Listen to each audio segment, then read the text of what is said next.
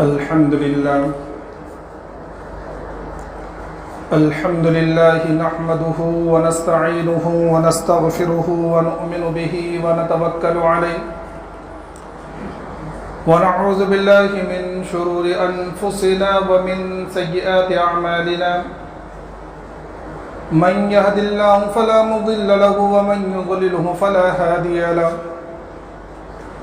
ونشهد أن لا إله إلا الله وحده لا شريك له ولا نظير له ولا معين له ولا مشير له ولا مثال له ولا مثل له ونشهد أن سيدنا وسندنا وشفيعنا وحبيبنا ومولانا محمدا عبده ورسوله أما بعد فقد قال الله تبارك وتعالى في القرآن المجيد والفرقان الحميد فأعوذ بالله من الشيطان الرجيم بسم الله الرحمن الرحيم وعاشروهن بالمعروف صدق اللہ العظیم۔ قبل اس کے بعد شروع ہو ایک مرتبہ بلند آواز کے ساتھ درود شریف پڑھ لیں۔ اللہم صلی علی سیدنا مولانا محمد وعلی آل سیدنا مولانا محمد وبارک وسلم کما تحب وترضى عدد ما تحب وترضى یا کریم۔ میرے محترم بزرگوں اور دوستو، اللہ تبارک و تعالیٰ کی طرف سے ایمان اور اسلام لانے کے بعد جو ہے ایک مومن مرد کی طرف دو طرح کے حقوق متوجہ ہوتے ہیں، ایک ہے حقوق اللہ اور دوسرا ہے حقوق العباد۔ حقوق اللہ جو ہے جیسے کہ نماز پڑھنا، روزے رکھنا، حج عمرہ کرنا، زکوٰۃ ادا کرنا، جن میں اللہ کی عبادت ہوتی ہو اور اللہ کے ساتھ ان کا تعلق ہو، یہ ہوتے ہیں حقوق اللہ۔ دوسرے حقوق کا تعلق جو ہے وہ آپس کے تعلقات سے، معاشرت سے، معاملات سے ہیں، جن کو کہتے ہیں حقوق العباد۔ عام طور پر ہم حقوق اللہ تو کسی طرح ادا کرتے ہی ہیں، لیکن حقوق العباد کے تعلق سے بہت زیادہ کوتاہیاں پائی جاتی ہیں۔ حالانکہ حقوق العباد کا معاملہ حقوق اللہ سے زیادہ سنگین ہے۔ مثلا ایک انسان حقوق اللہ کے اندر کمی کر رہا ہے، وہ نمازوں کے اندر کمی کر رہا ہے، حالانکہ ہونا تو نہیں چاہیے، لیکن اس نے نماز کے اندر کوتاہی کر دی، کبھی نماز پڑھ لی کبھی نہیں پڑھی، یا زکوٰۃ کے اندر تھوڑی بہت کوتاہیاں ہو گئی، تو اگر وہ اللہ سے معافی مانگ لے، توبہ اور استغفار کر لے، تو اللہ تبارک و تعالیٰ کی طرف سے وہ حقوق معاف ہو جاتے ہیں، اس کا گناہ معاف ہو جائے گا۔ ہاں، ادائیگی باقی ہے، وہ کرنا ضروری ہے۔ مثلا کسی انسان کی نماز قضا ہے، اب اس کو خیال آیا کہ میں تو بہت نمازیں چھوڑتا ہوں، یا میری بہت ساری نمازیں باقی ہیں، اب وہ اللہ سے توبہ استغفار کر رہا ہے، تو نماز کے چھوڑنے کا جو گناہ ہے وہ معاف ہو گیا ہے۔ نماز کے چھوڑنے کا جو گناہ ہے وہ معاف ہو جائے گا، لیکن نماز کی قضا معاف نہیں ہوگی۔ یہاں بہت زیادہ غفلت ہوتی ہے کہ انسان کو کبھی اگر یہ خیال آ بھی جائے کہ بھئی ہم سے گناہ ہو گیا، نماز پڑھنی چاہیے، ہم نماز چھوڑ دیتے ہیں، تو نماز پڑھنا تو شروع کرتا ہے اور معافی بھی مانگتا ہے، لیکن نماز جو چھوٹ گئی ہے ان کی قضا نہیں کرتا۔ تو نماز کی قضا کرنا ضروری ہے، لیکن نماز چھوڑنے کا جو گناہ وہ معاف ہو گیا۔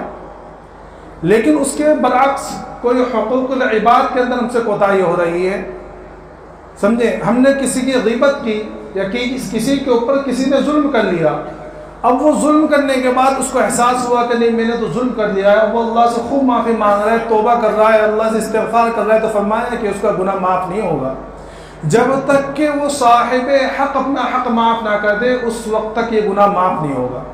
تو حقوق العباد کے اندر جو کوتاہیاں ہیں وہ بہت زیادہ سنگین ہیں، اور عام طور پر ہم سے یہی غفلت ہوتی ہے۔ ہم حقوق اللہ کی کوتاہی کو تو کوتاہی سمجھتے ہیں، لیکن حقوق العباد کی کوتاہیوں کو ہم کوتاہی سمجھتے نہیں ہیں۔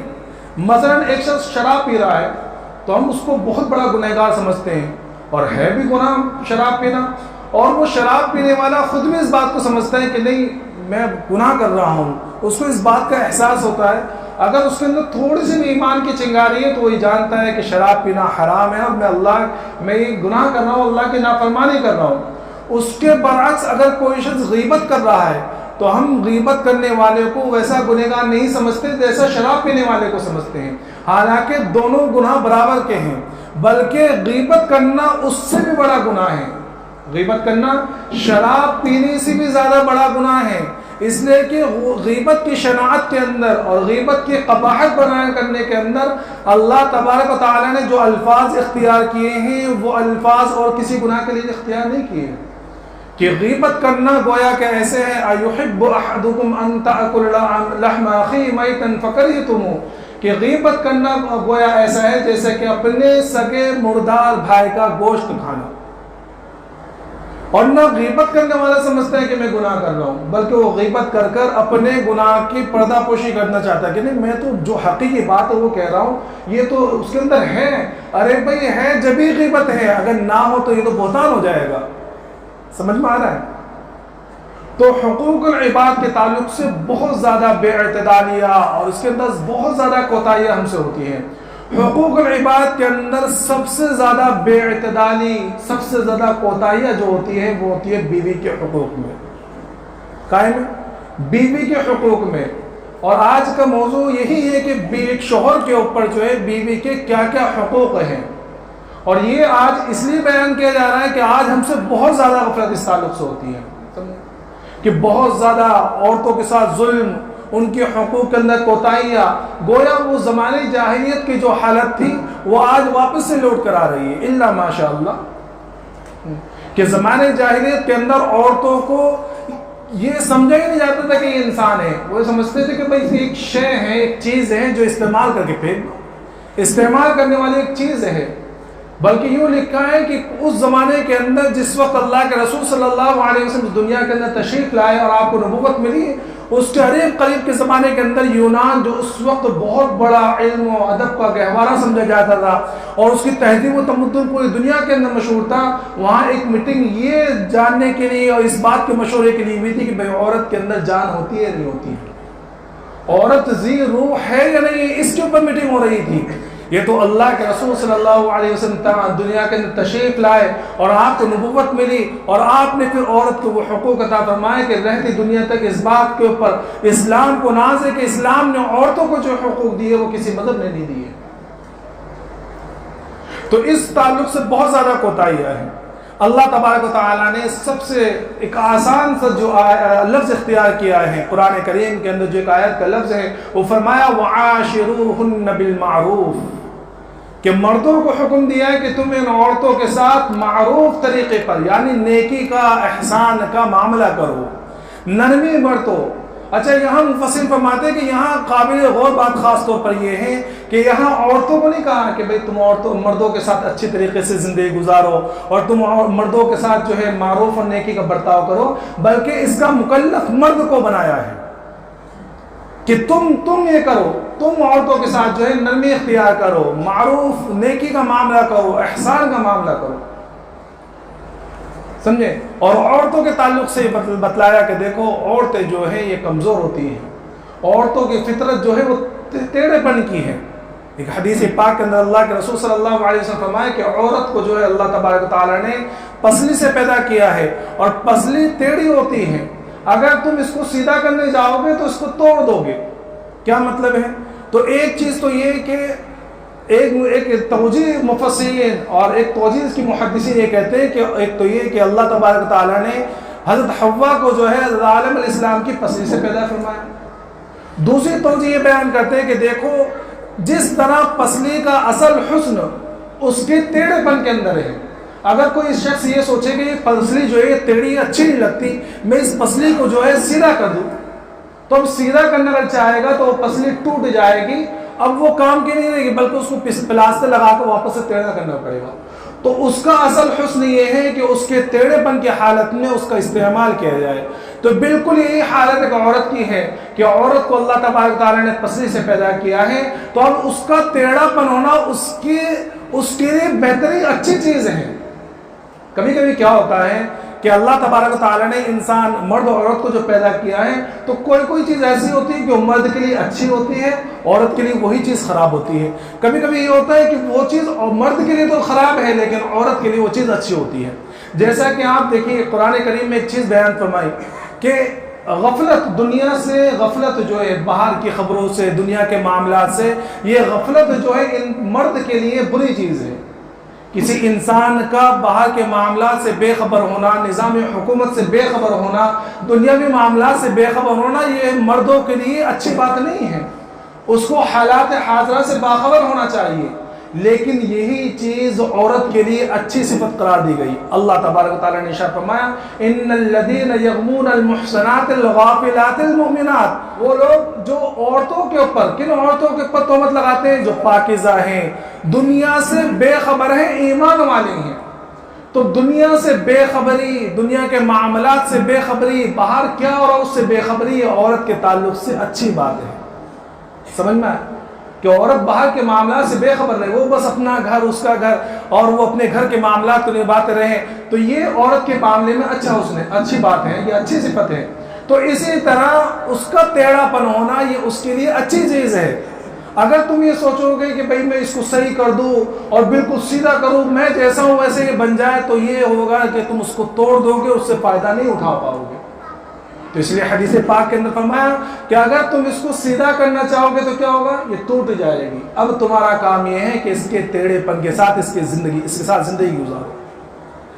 وہ جیسی ٹیڑھی ہے تمہیں صحیح رہنا ہے، تمہیں اس کے ساتھ اچھا معاملات کرنا ہے، اس کے ساتھ اچھا برتاؤ کرنا ہے۔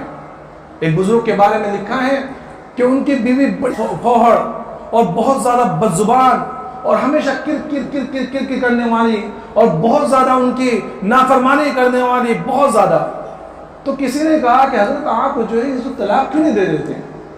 تو وہ کہنے لگے کہ دیکھو میں چاہوں تو طلاق تو دے دوں، لیکن اس کے اندر لاکھ برائیاں صحیح ہے، بہت ساری برائیاں ہیں اس کے اندر، لیکن اس کے اندر ایک بہت بڑی اچھائی ہے، وہ ہے وفاداری کی، کہ یہ اتنی زیادہ وفادار ہے کہ اگر بالفرض مجھے کسی وجہ سے جیل ہو جائے اور میں جیل میں چلا جاؤں تو اگر میں 10 سال بھی بعد واپس آؤں تو یہ اپنے گھر میں مجھے واپس ملے گی۔ ایسا نہیں کہ میں باہر نکلا اور یہ باہر ٹھہرنے کے لیے نکل گئی، یا میرے جانے کے بعد اس نے فوراً دوسرا نکاح کر لیا۔ تو یہ وفاداری اس کی ایک ایسی صفت ہے کہ جس کی وجہ سے میں اسے طلاق نہیں دیتا۔ تو فرمایا کہ اصل میں یہ اس آیت کے اوپر اور اس حدیث کے اوپر عمل کرے جو اللہ کے رسول صلی اللہ علیہ وسلم سے ہے، اور جو اللہ رب العزت نے قرآن کریم کے اندر فرمایا کہ اگر تمہیں اس کے اندر کچھ برائیاں نظر آئے گی تو اس کے اندر کچھ اچھائیاں بھی تو ہوں گی۔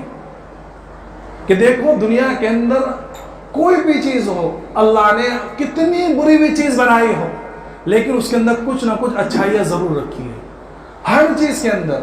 اس لیے علامہ اقبال رحمۃ اللہ علیہ ایک شعر فرمایا کرتے تھے کہ کوئی چیز نکمی نہیں اس زمانے میں، کوئی چیز نکمی نہیں اس زمانے میں، کوئی برا نہیں قدرت کے کارخانے میں۔ کہ اللہ نے جو چیز بھی بنائی ہیں اس کے اندر کچھ نہ کچھ اچھی چیز ضرور ہوگی، کچھ نہ کچھ بھلائیاں ضرور ہوگی۔ تو برائیوں کو نظر انداز کر کے ان کی اچھائیوں سے فائدہ اٹھانے والے بنے۔ سمجھ میں آیا؟ تو اگر عورت کے اندر لاکھ برائیاں صحیح لیکن کچھ نہ کچھ اچھائیاں ہوں گی، تو جب کبھی وہ ہماری نافرمانی کرے یا کوئی غلط بات کر دے یا کچھ ہم سے ہمارے اس کے اندر کچھ کوتاہیاں ہو جائے تو اس کی اچھی چیزوں کو یاد کر کے اس کی وہ کوتاہیوں کو معاف کر دیں۔ ایسا نہ ہو کہ ایک چیز کو لے کر بیٹھ جائے اور اسی کے اوپر پھر اس سے ناراضگی اور اس کو مارن توڑی کرنا، اس سے نفرت کرنا، اس سے بغض رکھنا، یہ شریعت کا مزاج نہیں ہے۔ شریعت نے تو عورتوں کے ساتھ حسن سلوک کا معاملہ کرنے کا حکم دیا ہے۔ اور قربان جائیے آقا مدنی محمد عربی صلی اللہ علیہ وسلم کے کہ آپ نے حجۃ الوداع کے موقع پر، کہ جو آپ کا آخری حج ہے اور جس حج کے بعد آپ نے صحابہ کرام کو صاف صاف فرما دیا تھا اس حج کے موقع پر کہ مجھ سے جو بات پوچھنا چاہتے ہو پوچھ لو، ضروری نہیں کہ میں اگلے سال تم سے ملاقات ہو سکے میری۔ اور اللہ کے رسول صلی اللہ علیہ وسلم نے اس حجۃ الوداع کے موقع پر وہ ساری موٹی موٹی باتیں اور ساری اہم باتیں جس میں امت آئندہ مبتلا ہونے والی تھی، تمام چیزوں کو بیان کر دیا۔ اس حجۃ الوداع کے موقع پر بھی اللہ کے رسول صلی اللہ علیہ وسلم فرمایا استوصوا بالنساء خیرا، کہ میں تمہیں عورتوں کے ساتھ حسن سلوک کا حکم دیتا ہوں، وصیت کرتا ہوں۔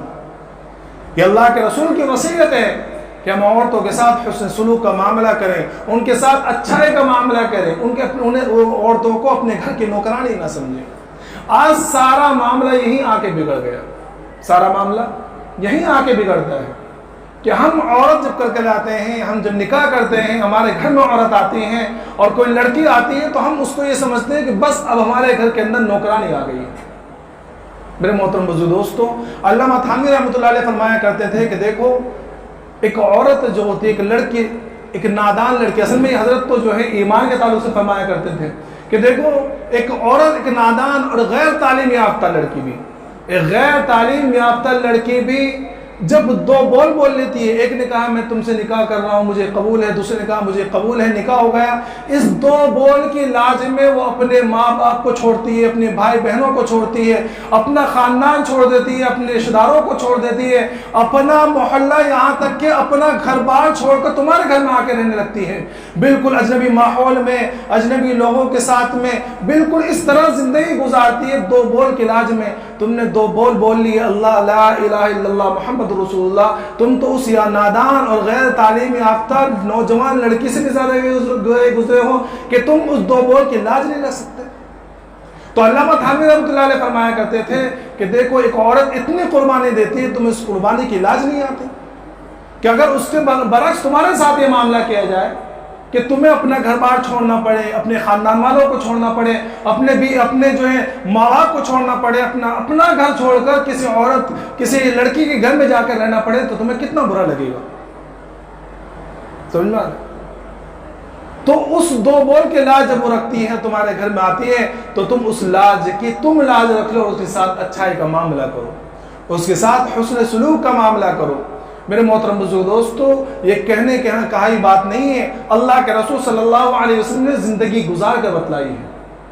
اللہ کے رسول صلی اللہ علیہ وسلم جو نکاح کیے ہیں، آپ ان نکاحوں پر نظر ڈالیے تو ہر طرح کی زوجات آپ کے ساتھ، آپ کے نکاح میں تھی، آپ سے زیادہ عمر والی، آپ کے ہم عمر بھی، آپ سے کم عمر بھی، اور آپ سے بہت زیادہ کم عمر بھی، اور آپ نے اپنے خاندان میں بھی نکاح کیا، دوسرے خاندان میں بھی نکاح کیا، اپنے ہم مذہب سے بھی نکاح کیا، اور دوسرے مذہب والے سے بھی نکاح کیا۔ حضرت صفیہ رضی اللہ تعالیٰ عنہ یہودیہ تھی، آپ نے ان سے بھی نکاح کیا، اور آپ جس وقت اس دنیا سے تشریف لے گئے ہیں 9 بیویاں اس وقت تک حیات تھیں، لیکن ایک بیوی، اور ظاہر سی بات ہے کہ وہ بیویاں آسمان سے تھوڑی اتری تھیں، وہ بیویاں فرشتے تھوڑی تھیں، وہ بیویاں بھی ہماری طرح انسان ہی تھیں،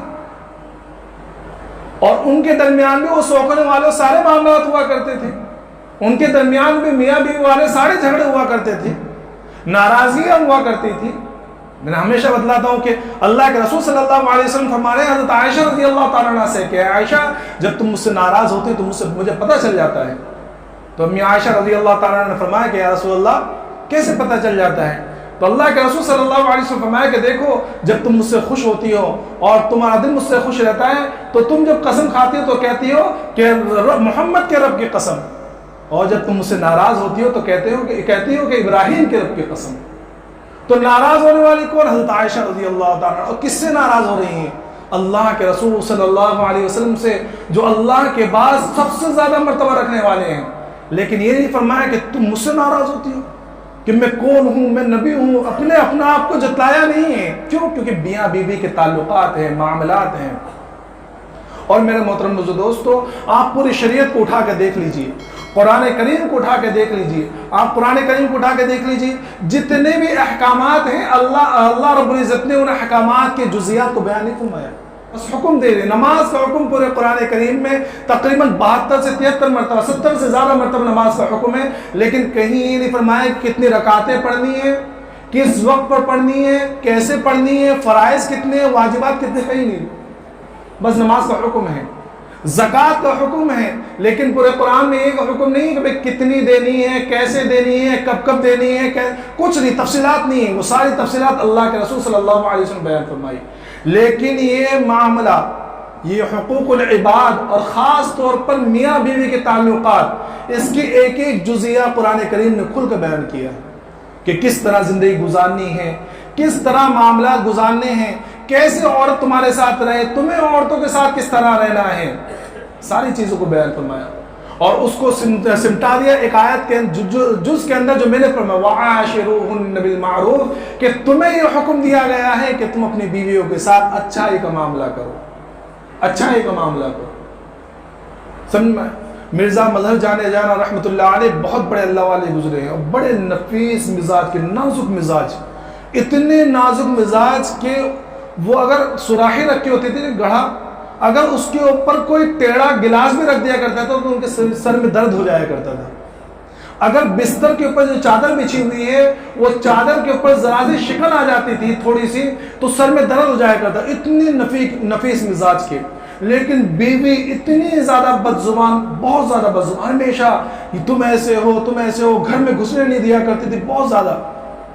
تو لوگ کہتے بھی تھے کہ حضرت کیوں برداشت کرنے؟ تو فرمایا کہ ہو سکتا ہے کہ اس کی بد زبانی کی وجہ سے اللہ میرے گناہوں کو معاف کر دے، اللہ میرے گناہوں کو معاف کر دے. خواجہ ابو الحسن خرقانی رحمۃ اللہ علیہ بہت بڑے اللہ والے گزرے ہیں. تو ایک شخص جو ہے ان سے ملنے کے لیے گئے تو دیکھا کہ خانقاہ میں ہے نہیں، گھر میں پہنچے. جب گھر میں پہنچے دروازہ کٹکھٹایا، پوچھا کہ خواجہ صاحب گھر میں ہیں؟ تو اندر سے بیوی نے کہا کہ کیا بات ہے، کیوں ملنے آئے؟ کہا کہ حضرت سے ملنے کے لیے آئے تھے. تو وہ کہنے لگی کہ اچھا اس بڈھے کی شہرت جو وہاں تک پہنچ گئی. اب یہ سوچ کر آئے کہ بڑے اللہ والے حضرت ہیں اور یہاں بیوی کہہ رہی کہ اچھا بڈھے کی شہرت وہاں تک پہنچی، بڑا معاملہ، کیا کرے، بیوی قابو میں نہیں ہے. تو لوگوں سے کہا کہ کہاں ملیں گے؟ کہا کہ دیکھو جنگل میں لکڑیاں لینے گئے وہاں مل جائیں گے. اب جب ڈھونڈتے ڈھانڈتے جنگل میں پہنچے تو دیکھا کہ حضرت شیر کے اوپر بیٹھ کر شیر کا کان پکڑ کر آ رہے ہیں. وہاں بیوی قابو میں نہیں ہے اور یہاں شیر جو ہے نیچے بیٹھا ہوا ہے. تو معاملہ بڑا عجیب. انہوں نے پوچھا کہ حضرت کیا معاملہ؟ تو کہنے لگے کہ جب سے میں نے اپنی بیوی کی بد زبانی کو جو ہے برداشت کرنا سیکھ لیا، اللہ نے اپنی مخلوق کو میرے تابع کر دیا. سمجھ میں آیا؟ تو اپنی جو بیویاں ہیں جن کے نکاح ہو چکے ہیں تو اپنے گھر کی بیویوں کو جو ہے ان کے ساتھ حسن سلوک کا معاملہ کریں، ان کی بد زبانی کو تھوڑا سا برداشت کر لیں. اور اگر کبھی کوئی کوتاہیاں زیادہ ہو گئی تو قرآن نے اس کی تفصیل بتلائی کہ تمہیں کیا کرنا ہے، معاملہ کیا کرنا ہے.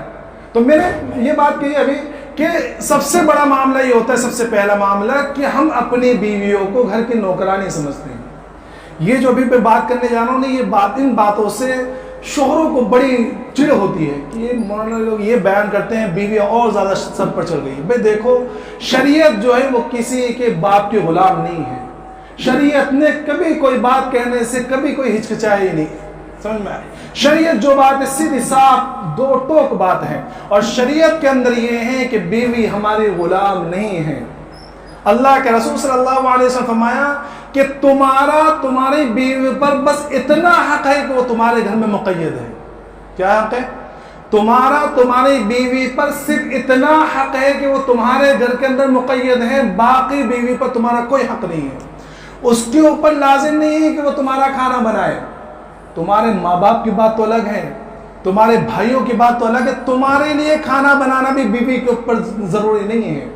اور اس کی تفسیر بتائی ہے فقہاء کرام نے کہ دیکھو، دو طرح کی، جب تم نکاح کرتے ہو تو دو طرح کی بیویاں آتی ہیں. یا تو ایک وہ لڑکی تمہارے گھر میں آئے گی جو پہلے سے بہت مالدار گھرانے کی ہے، سمجھے، بہت زیادہ مالدار گھرانے کی. وہ اپنے گھر میں کام نہیں کرتی تھی، اس کے گھر میں پکانے والیاں تھیں، نوکر چاکر تھے، اس نے کبھی گھر کا کھانا ہی نہیں بنایا. اب جب وہ تمہارے گھر میں آئے گی تو اب تمہارے لیے ضروری ہے کہ اس کو پکایا کھانا لا کر دو. اس کے اوپر ضروری نہیں وہ کھانا بنائے، اس کے اوپر اپنے لیے کھانا بنانا بھی ضروری نہیں ہے. ایسی عورت کے لیے تمہارے لیے اب ضروری ہے کہ تم اس کو پکایا کھانا لا کر دو. دوسری عورت وہ ہوتی ہے جو گھر کے اندر جو تھوڑی زیادہ مالدار تو نہیں ہے، متوسط گھرانے کی ہے، وہ گھر کے اندر بھی کام کاج کیا کرتی تھی، کپڑے وغیرہ دھویا کرتی تھی اور کھانا بنایا کرتی تھی. تو اب بھی اس کے اوپر ضروری ہے وہ تمہارا کھانا بنائے. سمجھ میں آ رہا ہے؟ اب بھی اس کے اوپر ضروری ہے کہ تمہارا کھانا بنائے. اب صرف یہ ہے کہ تمہیں پکایا لا کر دینا ضروری نہیں ہے، بلکہ کھانا پکانے کا سامان لا کر دینا ضروری ہے. وہ اپنا کھانا بنائے گی، بس ہو گیا. تمہارا کھانا پھر بھی نہیں بنائے گی. سمجھ میں آ رہا ہے؟ ہم کیا کرتے ہیں، ہمارا تو چھوڑو، ہم تو اپنے گھر کا کھانا اپنے رشتہ داروں کو بلایا، شادیوں کو، ہاں ارے میرے گھر کے اندر میری شادی ہو چکی ہے، لے دعوت، اس کو ہی بلا رہے، اس کو ہی بلا رہے. کبھی اللہ کے بندے بیوی سے پوچھ بھی تو لے وہ کھانا بنانا چاہتی بھی ہے کہ نہیں چاہتی ہے.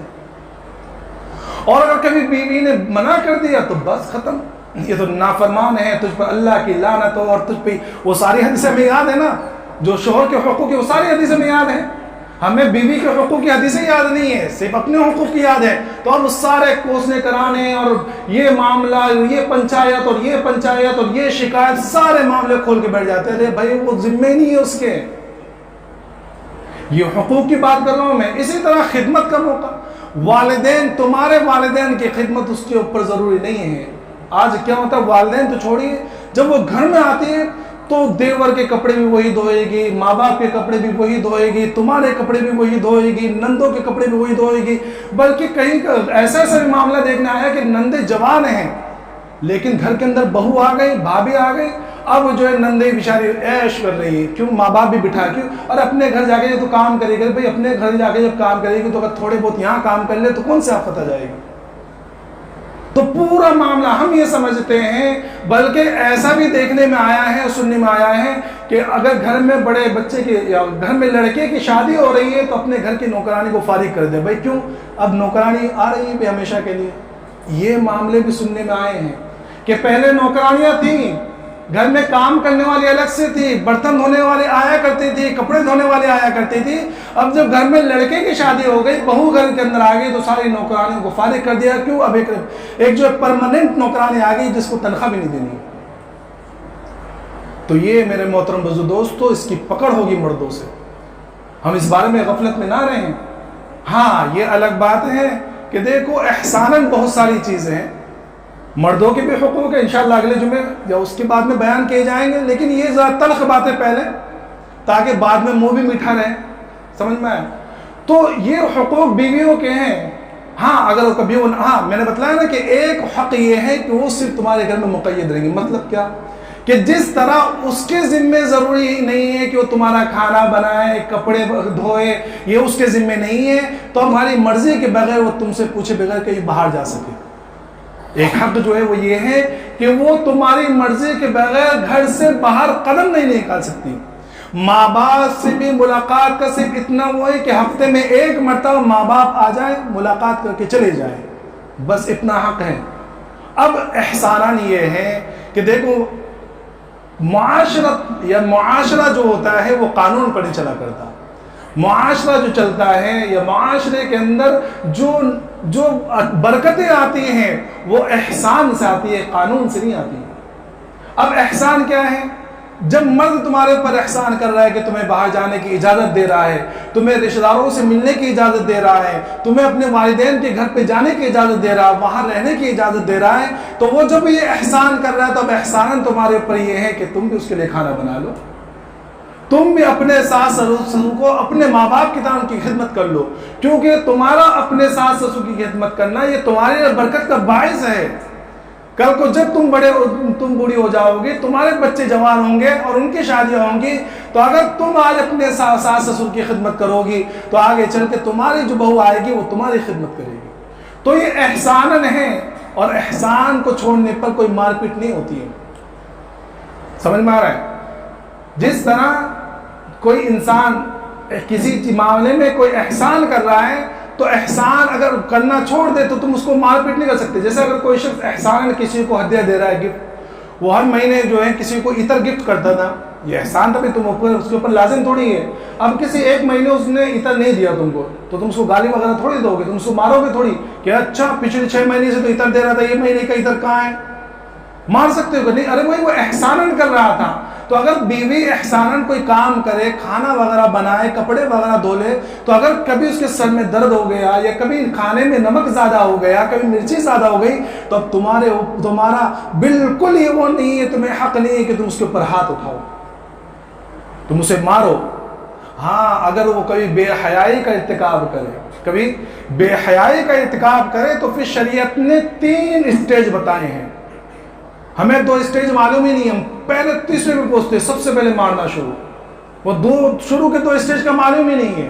تو اگر کبھی عورت بے حیائی کا معاملہ کرے یا شریعت کی نافرمانی کرے تمہارے سامنے، یا تمہارے حق کے اندر کوئی کوتاہی کرے، تو شریعت نے 3 اسٹیج بتائے ہیں۔ کیا بتایا؟ کہ واللاتی تخافون نشوزہن فعظوہن، سب سے پہلا اسٹیج کہ اس کو پیار محبت سے سمجھائیں، اسے سمجھائیں، پیار محبت سے لے کر بیٹھیں، اس کی تعریف کریں، اس کو بتلائیں، سمجھے؟ اچھا یہ تعریف کا لفظ آیا تو میں ایک بات اور بولتے چلو، ہمارے مردوں نے اپنی عورتوں کی تعریف کرنا ہی چھوڑ دیا. وہ باہر جا کر جو بے حیا عورتیں ہیں اور جو پتہ نہیں کیسے کیسی عورتیں ان کی تعریفیں کریں گے کہ فلاں بڑی اچھی دکھتی ہیں, فلاں ہیروئن بڑی اچھی ہے, اس کی آنکھیں ایسی, اس کا ایسا ایسا, اور کہیں کسی دوسرے گھر پہ جا کر کھانا کھا لے تو تعریفوں کے پل نہیں چھوڑتے, اپنے گھر میں اپنے عورتوں کی کبھی تعریفیں نہیں کرتے. ورنہ علامہ تھانوی رحمۃ اللہ علیہ نے اور ڈاکٹر عبدالحی رحمۃ اللہ علیہ نے لکھا کتابوں کے اندر کہ تم اپنی بیویوں کی تعریف کرنا شروع کر دو, وہ کبھی تمہاری نافرمانی نہیں کریں گی. ہر ڈاکٹر صاحب اپنا واقعہ لکھتے ہیں کہ ایک مرتبہ جو ہے ایک میاں بیوی جو ہے مجھ سے مرید ہوئے اور کچھ بے تکلفی سی ہو گئی, تو ان لوگوں نے میری دعوت کی, تو میں دعوت کے لیے چلا گیا. تو ڈاکٹر صاحب کی عادت یہ تھی کہ جب کہیں دعوت کے لیے جاتے تو پردے میں جو مستورات ہوتی ان کے کھانے کی تعریف کہتے کہ ماشاءاللہ بی آپ نے تو بڑا اچھا کھانا بنایا ہے. تو جب یہ وہاں پہنچ اپنے اس مریدین کے پاس, دونوں کے پاس, اور کھانا کھایا تو کھانا کھانے کے بعد جو ہے وہ آپ نے اپنے عادت کے مطابق جو ہے کھانے کی تعریف کی کہ ماشاءاللہ بی آپ نے تو بڑا اچھا کھانا بنایا ہے, بڑا لذیذ کھانا تھا, کھا کر بڑا مزہ آیا. تو یہ کہنا تھا کہ پردے کے پیچھے سے ہچکیاں شروع ہوئی ہیں, رونا تو چھوڑیے, ہچکیاں لے کر عورت رو رہی ہے. تو حضرت فرماتے ہیں کہ مجھے بڑا تعجب ہوا کہ میں نے سے کیا بات کہہ دی کہ اتنی بری طرح رو رہی ہے. تو میں نے کہا کہ بی بی کیا معاملہ ہے, کیا بات ہے؟ تو وہ کہنے لگی کہ حضرت 40 سال سے میں ان شخص کے نکاح میں ہوں, 40 سال سے میں اس شخص کے نکاح میں ہوں, 40 سال تک آج تک کبھی اس نے, میرے شوہر نے میرے کھانے کی تعریف نہیں کی. آج جب آپ نے میرے کھانے کی تعریف کی تو مجھے رونا آ گیا. تو ہمارا معاملہ ایسا ہے کہ باہر جا کر, ہوٹلوں میں جا کر, ڈھابوں میں جا کر کھانے کی تعریفیں کریں گے, اپنے گھر کی عورتوں کی کبھی تعریف کر کے دیکھو. وہ کبھی گھر کے اندر آئے تو مسکراتے ہوئے آئیں. یہ شریعت سکھا رہی ہے ہمیں, لیکن ہم شریعت سیکھنا ہی نہیں چاہتے, کیونکہ ہمیں گھر کی عورت تھوڑی ہے, وہ گھر کے اندر نوکرانی ہے, نوکرانی سے کون اچھی طریقے سے بات کرتا ہے.